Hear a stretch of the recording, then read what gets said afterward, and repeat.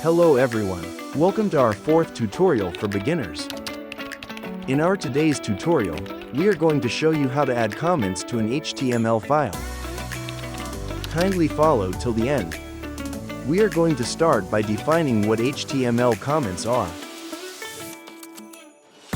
HTML comments are non-executable lines of code used to add notes or explanations.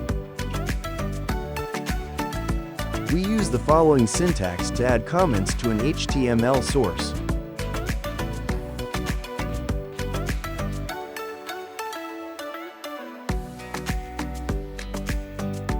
In this example, we are going to show you how to write a comment using an HTML editor. Anything inside this syntax is treated as a comment. It's also good to note that HTML comments are not displayed in the browser. Comments are also used to hide content in an HTML document. We have this heading being displayed on the browser. Once we add comment tag around the heading, it's no longer displayed on the browser because it is now treated as a comment.